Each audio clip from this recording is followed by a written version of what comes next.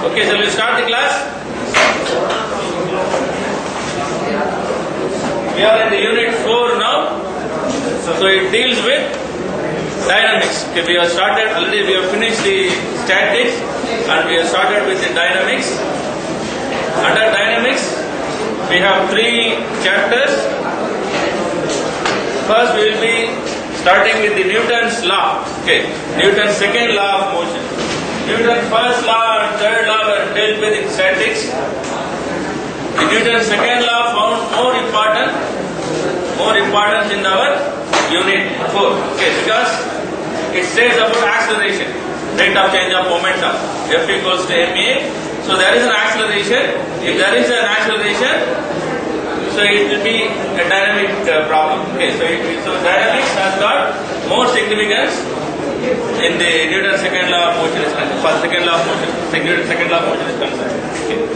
So also we will see the other methods of solving force problems apart from equilibrium method. Okay, the Newton's second law of motion is one of the methods by which you can solve the unknown forces and also other dynamic parameters, other motion parameters. So dynamics deals with motion. So we will see the effect of forces on the motion of our body, motion of the object, okay, the particle or object. So we will be seeing the other motion parameters also. In the previous statics, we won't be dealing with velocity, we won't be bothered about acceleration, okay, displacement, etc. Now, we will be concerned about the velocity, displacement, acceleration also. So for that, in order to find out the unknown parameters, Newton's second law of motion as well as the other methods, impulse and momentum, work and energy. So these principles will be used to find out the unknowns. Okay, equilibrium. Similar to equilibrium conditions, we will use these methods to find out the unknowns, including the force. Including the unknown force, we can find out other dynamic parameters also, like displacement, velocity and acceleration. So last class I have given some introduction about Newton's law. We have seen how to apply Newton's law for some cases. We have solved one problem also.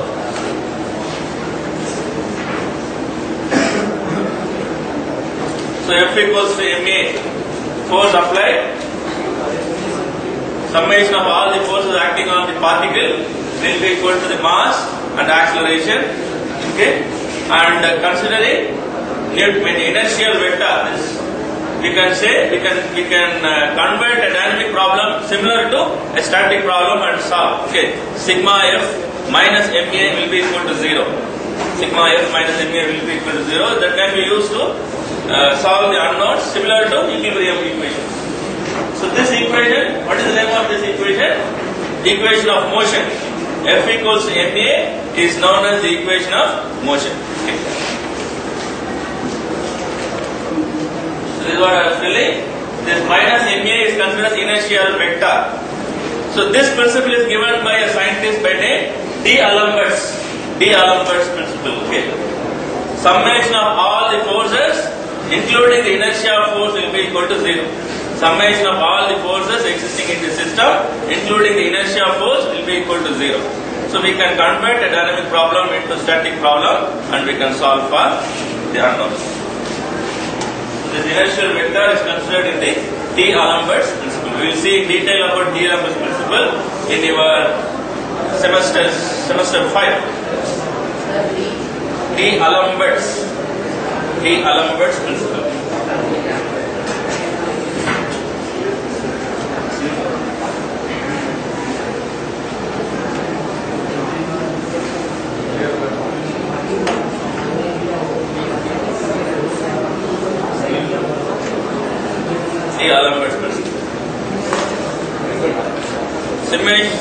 Okay. Similarly, we have seen about the momentum. What is the momentum? How will you express momentum? M into V, mass into velocity. Okay, mass into velocity is called momentum, and force can be defined as rate of change of momentum. Force in terms of momentum can be defined as rate of change of momentum. Okay. So this we have seen. Linear momentum and principle of conservation of this problem we have solved, the chord problem. Okay. Here we did not consider sigma, what do you call, sigma Fk, sigma Fy is not considered because there is no displacement along y direction. So we will do another problem today in order to refresh our Newton's law of motion, and also we will see the other principles. Okay. So now we have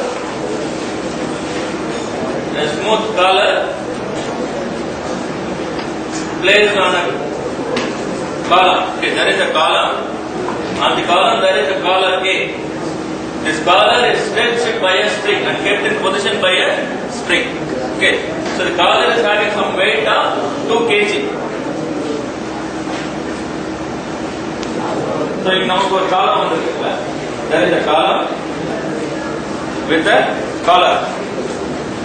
A smooth collar is placed on the column and a spring is there. Okay, the stiffness of the spring is given as 3 Newton meter.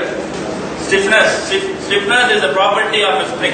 Springs are generally specified by their stiffness apart from the dimension. Okay, the coil of the spring, the length of the spring, there are dimensions. Apart from the dimensions, the springs are specified by a parameter called stiffness. Okay, so stiffness is otherwise called spring constant. In some problems they may give it as spring constant. Some problems they mention it as stiffness. Okay, so stiffness K is 3 Newton per meter. As the name indicates, it's the force applied to produce particular deflection. Okay, so you can find out spring force from the stiffness. So if you know the deflection, okay, so deflection into stiffness will give you the force developed by the spring. How much force the spring will exert on you. Okay, so if it is a compression spring, it can withstand so much load acting on the top, compressive load. Okay, if say for example in the bicycle seat or any seat, okay, we have a spring, so those springs are compression springs. So the load applied will be compressive. It will try to compress. It will try to press down the spring. So the deflection will happen as the spring's length reduces. The total height of the spring reduces. So the compression, that is compression. Okay. So this force exerted by this spring against compression, you can find out if you know the deflection. So deflection times stiffness will give you the force developed by the spring. Similarly, if it is an extension spring, how will you find out the spring is extension spring or compression spring? If it is initially, if the gap between each coil is less, you have a winding, isn't it? Coil, helical coil. The gap between the coil is less or zero, we call this as extension spring. If there is more space or gap, then it is a compressive. And in general, the ends of the compressive springs are ground, they are flat. They won't be having any provision for connection. Okay, whereas the extension spring, they will have a eye, so that it can be extended. Compression spring need not have any eye at the end of your spring. If you see, it will be flat. The compression spring, the end will be flat, whereas the extension spring will have a hoop.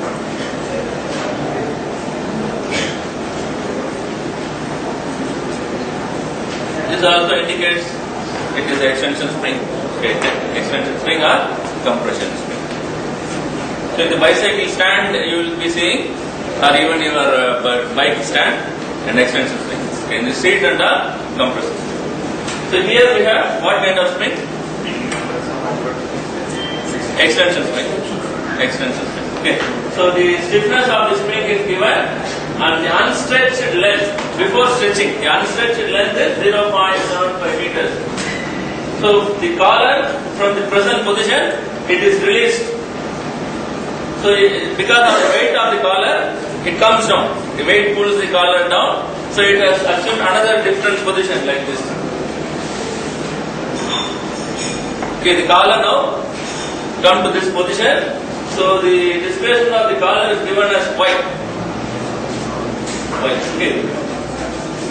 So we have to find out the acceleration of the collar and the normal force acting on the rod. Normal force acting on the rod. Actually, the rod, the column will produce a normal reaction, normal force on the collar. Okay. So that normal force we have to find out. Also, the acceleration.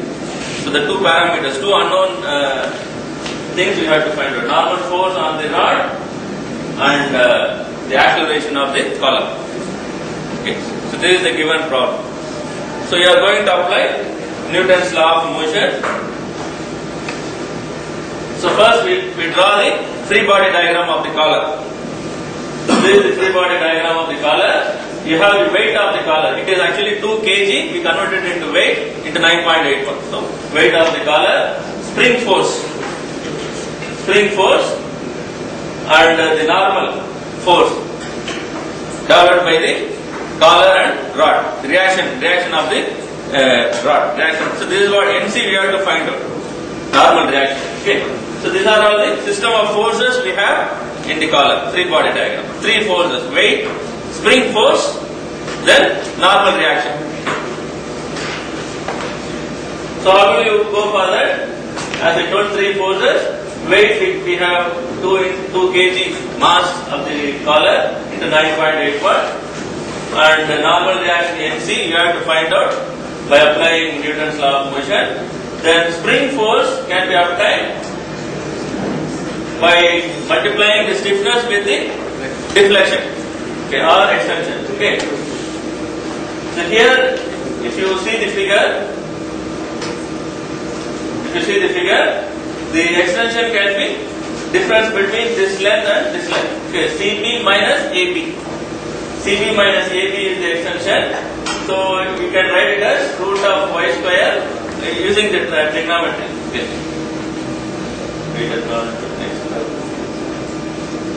So considering this right angle triangle, so this is your hypotenuse, so this is your opposite side, and this is theta, opposite side and adjacent side. You can find out y square plus 0.75, the unstretched length, minus 0.75 will be your S. So this is CB, this is AB, and you can find out finally the spring force. Spring force can be applied. Okay, spring force. The general formula is given, but in our problem we are asked to find out at the instant when y equals to 1. When y equals to 1 meters. Okay, so we find the expression in general using the trigonometry. CB minus AB is found. Then multiplying stiffness with the S, we got the expression for spring force. Okay. Now we use the equation sigma Fx equals to max, sigma Fy equals to muy, the equation of Newton's law of motion. So if you consider the horizontal forces, you have Nc acting in this direction, and the Fx, this spring force is resolved in the horizontal direction, Fs cos theta. Similarly, this is the, and there is no acceleration in x direction. Okay, so m into that term will become 0. Okay, that term will be 0. In the horizontal direction, no movement. Only vertically the collar is sliding. So the horizontal right side component in the horizontal equation, sigma Fx equation is 0. Whereas the second equation is sigma Fy equation. W, spring force is acting against, it tries to pull the collar up. Okay, so it will be minus Fs sin theta equals to 2a. 2 is mass into acceleration a. Okay, so now we can solve these two equations by substituting the values of Fs, and theta can be found by again trigonometry. Theta can be found as y by 0.75, opposite side by adjacent side. Okay. And substituting y as 1 meters, we get theta as 53.1, and substituting all the values in the equations, we can find out acceleration as 9.21 meters per second square. So this is the step. We first draw the free body diagram, find out the given known forces first, then find out the unknown force from the equation. Okay? So you can take up.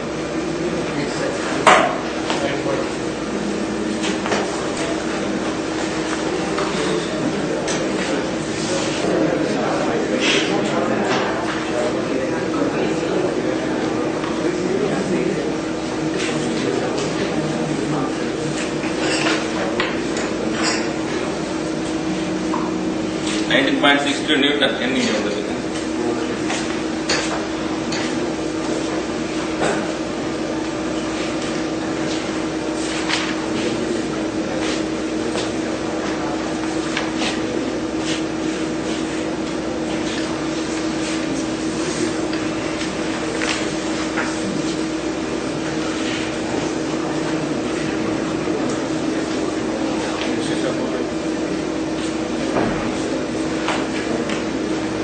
NC can be either way. Okay.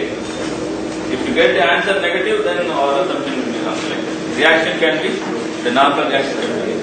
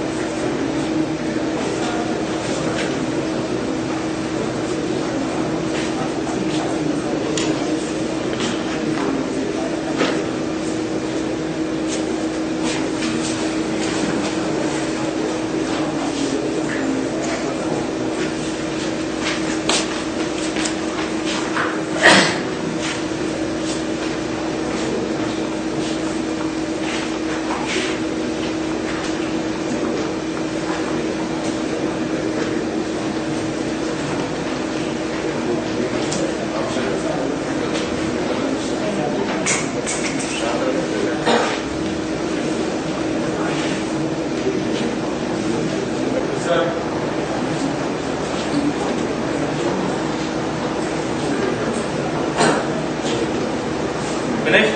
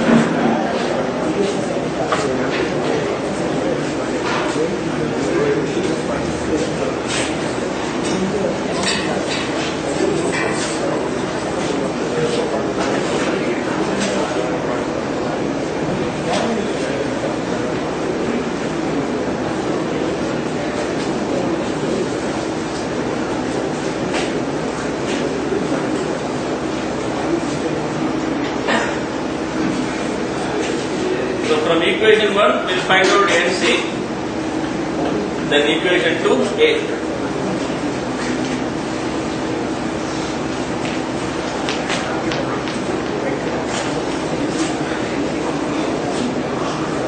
Substituting y equals to 1 in the previous slide equation, Fs is found, then NC and A can be found from the 2 Newton's law of equation.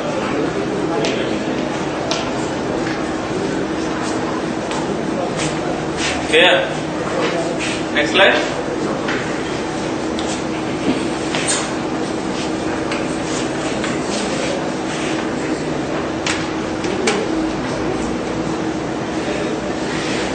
So next we will see about work and energy. Okay, similar to Newton's law of motion, the two other methods are work energy and impulse momentum methods. We can solve the unknowns of dynamic parameters by using these two methods also, work and energy methods. So two method of analysis, method of work and energy, method of impulse and momentum. Okay. So the advantage of this method lies in we need not consider acceleration. We need not go for finding out the acceleration. We can use the energy principle or momentum principle. If you remember, the momentum we replace acceleration with velocity, m into v. Okay, so no acceleration is considered. We directly use mass and velocity, other lower level parameters, but one differential less. Okay, so we can find out the unknowns. So if you consider the method of work and energy, it directly relates force, mass, velocity and displacement. Whereas impulse and momentum, as I told, impulse is rate of change of force, okay, df by dt, that is m. So we consider time. It relates force, mass, velocity and time. Here we consider displacement, here we consider time. In work energy principle, we consider displacement, okay. The force applied to make the body move to particular distance, displacement. So force into displacement will be the energy, work, okay. So force into displacement will be the work, so we consider work only. So mass, velocity and displacement can be used to find out force or vice versa. We can find any unknowns using these four parameters: force, mass, velocity and displacement in work energy method. In the other method, impulse momentum method, we use mass, velocity and time apart from force. Okay, force, mass, velocity and time. Okay, so these are the two methods which we are going. First today we will see the work and energy method. We will see about impulse momentum later. Consider a particle which moves from point A to A dash. It displaces from point A to A dash by the application of force F. So the force F is applied. Force F is need not be in the same direction, it's normal actually. So this displacement vector, this displacement is a vector quantity. If you remember, position is a vector quantity. Position difference is called displacement. Displacement is also a vector quantity. The rate of change of displacement is velocity. Again, velocity is a vector quantity. The rate of change of velocity is acceleration. It is also a vector. Okay. So the position difference between point A and A dash, that is position vector, is denoted by R dash. Okay. So the differential of the position vector is dr. So the vector dr is called displacement of the particle. So let the force F is applied on the particle. So the force does some work on the particle to displace it to a distance of r. So force is acting on the particle to displace it to distance r. Okay. So this work done by the force du, okay, we consider only the smaller distance dr. So du is given by F dot dr. The force vector F dot displacement vector dr. It's a dot product. Suppose if you consider the magnitude of force as F and magnitude of the displacement vector dr as ds. If you remember A dot b, what is the expansion of A dot b? AB cos theta. Okay, so we get the same expression here. Du will be equals to F into ds cos theta. F into ds. F is the magnitude of force. Ds is the magnitude of displacement. Okay, and cos theta is the angle traversed. So this is the work done by the force. The force acts on the particle, it displaces to distance r. So work done by the force is given by F dot r, F dot dr. So the work is given by Newton meter. It's a scalar quantity. You know, dot product is giving you a scalar value, scalar quantity. So F dot r will be F ds cos theta, which is also a scalar quantity. So the work is a scalar quantity. Okay. Work is not a vector. Work is a scalar quantity, which is given by Newton meter. The unit for work is Newton meter. Okay. ds is the magnitude of vector dr. You can put dr also, in order to just differentiate.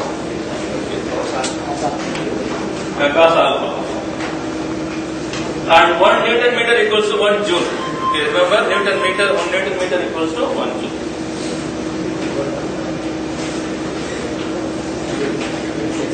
And if angle alpha is acute, the du will be positive. If it is obtuse, the work will be negative. Okay. Work is done on the particle, work is done by the particle. That's the difference. Displacement is along the direction of force, then it will be positive. opposite to the direction of force, it will be negative. So work is done on the particle or by the particle. Accordingly, the work may be positive or negative. Or in the other way, you can say if angle alpha is acute, it's positive, obtuse, negative. Okay. Suppose if we consider the rectangular components of the force, similar to our unit 1, we can represent force as Fx, Fy and Fz and displacement as dx, dy, dz. Then the work done du can be represented as F into dx, Fx into dx plus Fy into dy plus Fz into dz. Okay, you can write this similarly. You can solve for the vectors. And if there is a finite displacement from point A to A1, A1 to A2, if the particle moves from point A1 to A2 by the application of the force, and the angle made is given like this, alpha, then it can be obtained by integrating the du equation. If you integrate that du equation from A1 to A2, we will get the total work done by the particle when it moves from A1 to A2. Okay, so suppose if you consider a finite displacement along the curved path. Along a curved path, the particle moves. So this is the position A1. So initial position R1, this is R2. Okay. So we can find out the total work done. If there are two positions, initial and final positions are given, we can find out the difference and find out the total work done. Force may be constant, whereas the displacement are different initially and finally from a particular reference. Similarly, you know weight is also a force. Okay, so weight does some work. So work of the force of gravity or work of the weight can also be found out. Suppose work of an object which moves from this point to this point by gravity.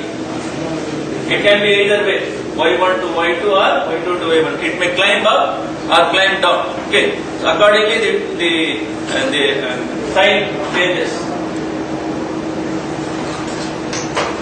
Suppose y axis is chosen upward, we have Fx is 0, Fy is minus W. Reacting downward. So we can write this as from y1 to y2. Displacement between first initial position is y1, first position is y1, second position is y2. So we can write this as minus W dy because the work is done against the displacement. It moves up. The object moves up from A1 to A2 against gravity. So there is a negative sign. Y into dy.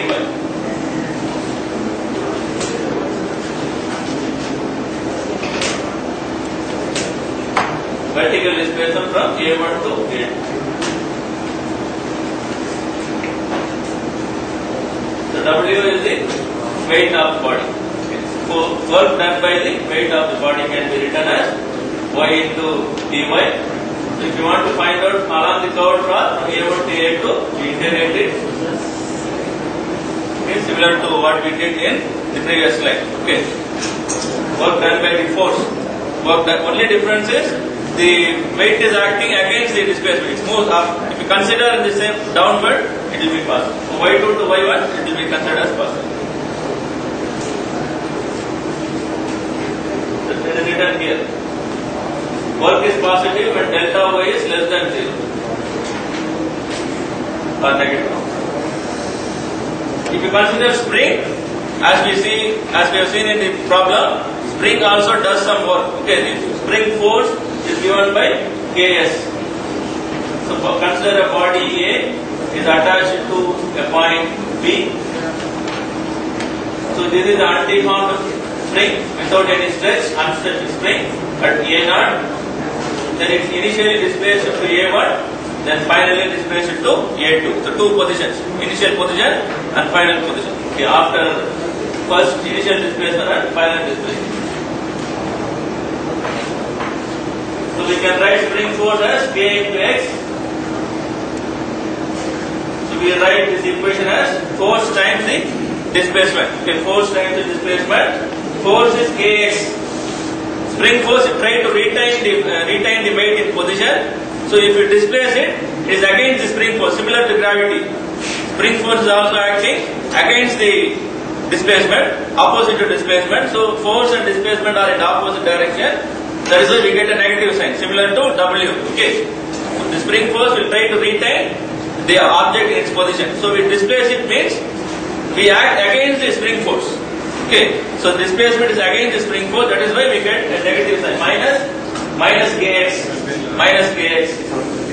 So if you integrate between x1 and x2, initial displacement and final displacement. Initial displacement is x1, final displacement is x2. So if you integrate it between x1 and x2, we get the equation for energy. Okay, is as half kx square minus kx1 square minus half kx2 square. Okay, so this energy is actually called as kinetic energy. That's what we will see here. So this energy from point 1 to point 2, A1 to A2 is given as half kx square for the spring. That's what I told. Now we will see about the principle of work and energy. Consider a particle of mass displaced by a force F. According to Newton's law, F equals to ma, tangential component, normal component we declare. This ma can be written as dv by dt. dv by dt can be written as dv by ds into ds by dt, or you can write this as ma into dv by dt, dv by ds. We can split it and we consider 2 points A1 and A2 between which the particle is moving. The initial displacement is S1, final displacement S2, velocity V1 initially, then V2 finally. If you integrate this equation on both the sides, so displacement S1 and S2 and velocity V1 and V2, we will get the energy developed as half mv2 square minus half mv1 square. So this energy is called kinetic energy of the particle. Kinetic energy of the particle. Okay. This kinetic energy is otherwise known as principle of work and energy. This concept is otherwise known as principle of work and energy. So half mv square is called kinetic energy of the particle. Similar to your spring, if you remember, half kx square. Kx square. Similar to that, we get half mv square. So this expression is called kinetic energy of the particle. And the unit of the kinetic energy is again similar to energy, Newton meters or joules. Work and energy, they have same unit. Okay, work and energy. Only power is different. What is the unit of power? Watts. In Newton meters per second. 1 watt equals to 1 Newton meters per second or 1 joules per second. Okay, power. So this can be written as half. So this half mv square is denoted by T. Okay, T is the kinetic energy, T2 minus T1. And the particle moves from A1 to A2. This will be equal to work of this force is equal to change in kinetic energy. Work done by the force is energy, that is equals to change in the kinetic energy. This principle is known as principle of work and energy. Actually, this principle of work and energy is used to simplify many of our problems which involve force, displacement, velocity. Similar to as I told you, this is one method of solving the problem where acceleration is not considered. Only the velocity and mass and displacement are considered. So half mv square is known as kinetic energy of the particle. So what is the power? Power is the rate of work done, or we can say capacity to do work is called power. Okay, or rate of work done. So rate of work means we have to consider time. Rate, if you say rate of change of displacement, it is dv by dt. Okay, rate of change of dr by dt. Okay, so rate means here at the rate of refers to at the time of time is considered here. So work done with respect to a particular time is known as power. We can denote average power as del u by del t. Okay. Del u by del t, applying limit, we will get du by dt. We can write this as f dot dr by dt. And dr by dt is velocity, so we can write power as f into velocity, linear velocity. Okay. Power can be written as f into linear velocity. And efficiency, How will you define efficiency? T2 minus T1 by T2. So output power by input power simply. Okay. Output by input. Output anything, any machine or any human, the efficiency can be calculated. How much input you given, further how much output you got. So output by input will be the efficiency. Okay. So here we consider the power. So output power divided by input power. Power output by power input is known as efficiency. So power is force times velocity, and efficiency is power output by power input. Okay. So these are all the concepts developed from work energy principle. Now we will do some problem. The unit of power is Newton meters per second. 1 Newton meter per second equals to 1 joules per second equals to 1 watt. Okay. Now we consider this block. We will do a problem. We have an inclined surface on which a block is kept in position by a spring. Okay. Now the spring is stretched. The initial stretch is given and final stretch is also given. Initial stretch of the spring is 0.5 meters. Then finally it stretched to 2 meters from the initial position. From the initial position, the spring is stretched to 2 meters. The block has moved to this position. Okay. This is the initial position. This is the final position. We have a force P applied. In order to displace it, some force P is applied. P equals to 400 Newton. Okay, so we have to find out the total work done by the forces. Total work done by the forces on the block. So the block is actuated by 3 kind of forces. The force you apply, P, 400 Newton, that is the first one. Then you have a spring force. So work done by the spring or work done against the spring. Then weight of the block. Also a normal reaction. Normal reaction will not have any work. It will not displace it to any position. So normal reaction will not have any work. So no work is done by the normal reaction. Only the 3 things are considered: weight of the block, spring force, and the force applied. So you have to find out work done by the force applied, work done by the spring, and work done by the weight of the block. So you add up all the 3, you will get the total work done. Okay. So this is the problem. So you have theta is given as 30 degrees. The distances vertically, horizontally you can find out. So first we draw the 3-body diagram of the block. 3-body diagram. So 3-body diagram of the block is drawn, which has the weight 10 kg is given, it's 9.81. So weight you apply. Then the force applied 400 Newton. Spring force trying to keep it in position, so it is acting downward, and also the normal force of the block. Okay, so these are the system of forces. So 3-body diagram will show all the system of forces. You have 4 forces now: weight, mass into gravity, weight, then applied force, spring force, normal force. In all the 4 forces, we can neglect NP because it will not have any displacement. This NP will not produce any displacement, but W will try to produce some displacement, spring force will have some displacement, and the force applied P will also have some displacement. So work done is force times the displacement. So work done by the force P, force times the component of displacement in the direction of application of force. So we consider displacement in the horizontal direction. Force is applied horizontally.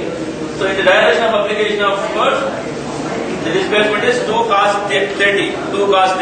Okay. So 400 times 2 meters into cos 30, that is 692.8 joules. So first we find work done by the applied force. Okay. Next we have to find out work done by the spring force. Work done by the spring force is Fs. Fs is acting opposite to the displacement, so it will be negative. Fs is acting downwards, the block is displaced forward. Okay, so we have a negative work. So initial stretch of the spring is 0.5 meters. Final stretch of the spring 0.5 plus 2. In total 2.5 meters. Work will be negative. each other. So we can write from initial position to final position half kx square, that formula. Okay, minus indicates negative work. So half k x1 square minus half k x2 square. Sorry, x2 square minus x2 square. Minus half k x2 square. x2 is 2.5 and half k x1 square. The kinetic energy of the spring. Okay, half k x1 square x2 square formula. So we get minus 90 joules. Minus 90 joules. This is the work done by spring. Now we have to find out work done by the block. So block is again, it is acting downwards, whereas block is going upward. Weight is acting downward, it tries to bring it down. Okay, whereas the displacement occurs in the upward direction. So weight does negative work. Work is done on. If the displacement and the direction of force are opposite, we will consider a negative work. So W into displacement in the vertical direction. So displacement is downward. Displacement is not, it's moving up. The block is stretched up. Okay, W trying to displace it down, but actual displacement occurs in the opposite direction. So we get 2m sin 30 is the vertical displacement. If you refer this figure, 2m sin 30 is the vertical displacement.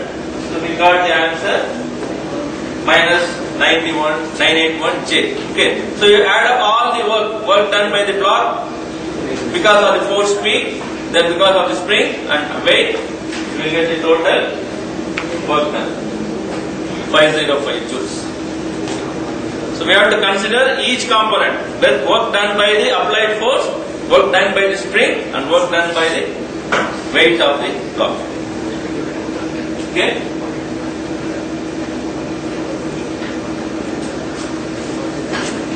Check down, and if you have any doubt, you can ask.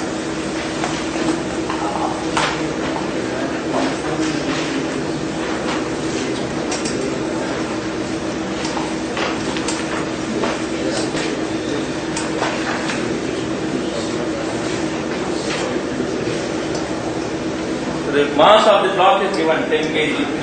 So this is why we get W as 98.5.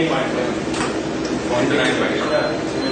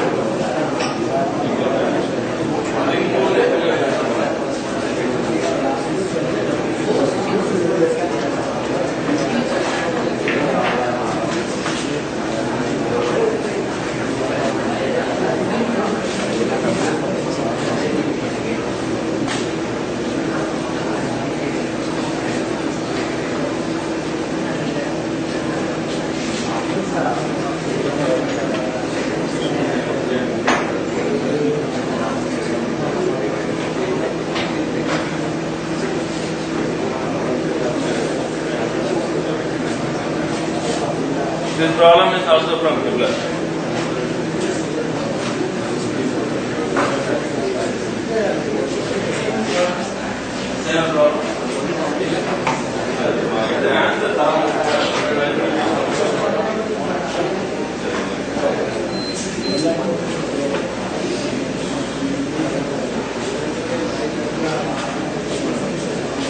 Problem is mixed.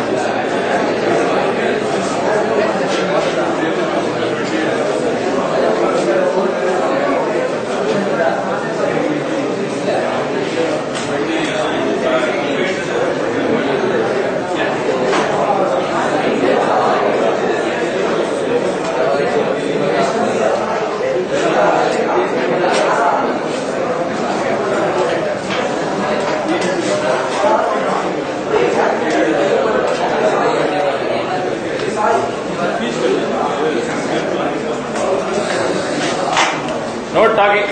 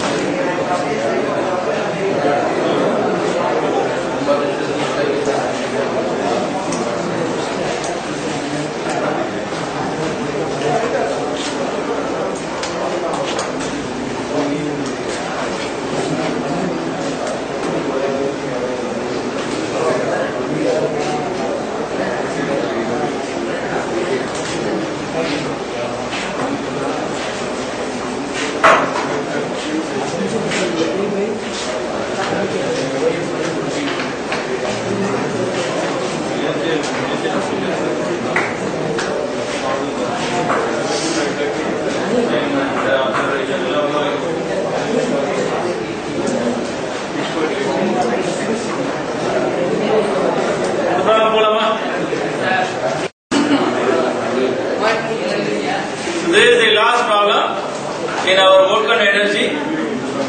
Okay, so here we have a vehicle.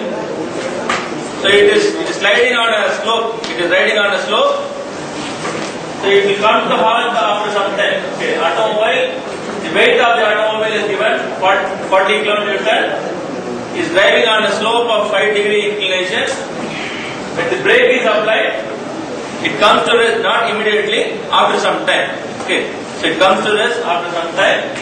So the braking force is 15 kN.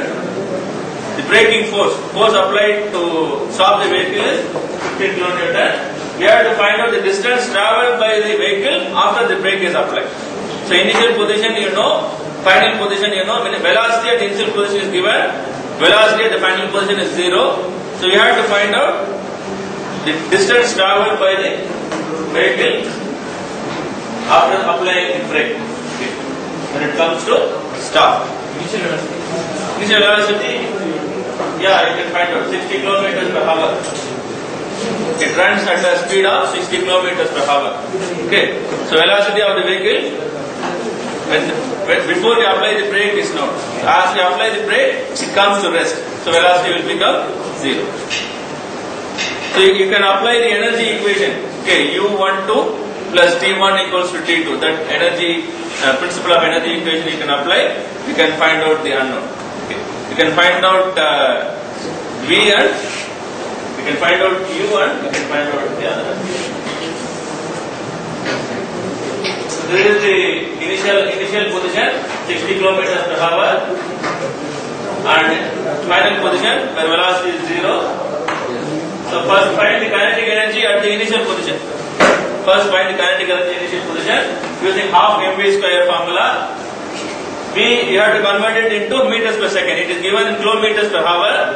So convert it into meters per second. 60 into 10 power 3 meters divided by 3600 will give you the meters per second. 16.66 meters per second. Then apply the kinetic energy formula, half mv square formula. Find out the kinetic energy initial kinetic energy. Okay. Then kinetic energy position 2 is 0 because V2 is 0. So half mv square that will become 0. So your T2 will become 0. Then work done from initial position to final position. U1 to U2. Work done from initial position to final position. We can that is force into displacement.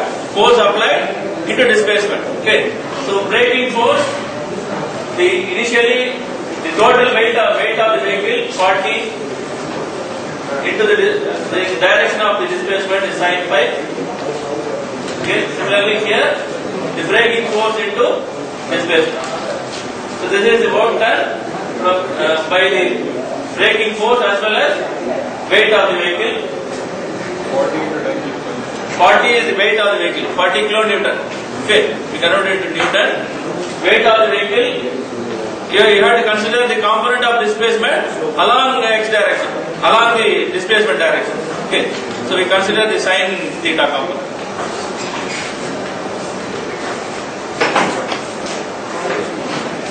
And applying the principle of work and energy, T1 plus U12 equals to T2. We apply T1 as 565.86. We got x equals to 49.16 meters. So we use the principle of work and energy formula to find out the displacement. So only the thing is you must remember the work done and kinetic energy. Okay, half mv square we find out T1. Then work done we consider the work done to two forces. Only two forces like total work done in the previous problem. We have to consider each forces and their work done.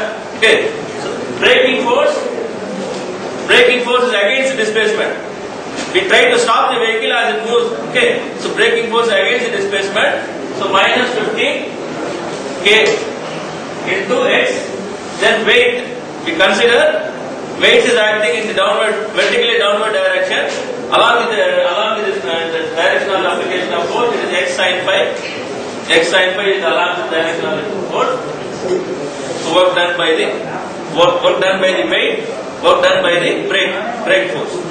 So two forces, work done by the weight and work done by the braking force. So we get it as x in terms of x. Equate it, substitute in the formula and find out x displacement. We have to find out the displacement, total displacement after the brake is applied. Initially it is having some velocity. We apply brake. After applying brake, how much distance you have traveled? That is found by using the principle of work and energy concept.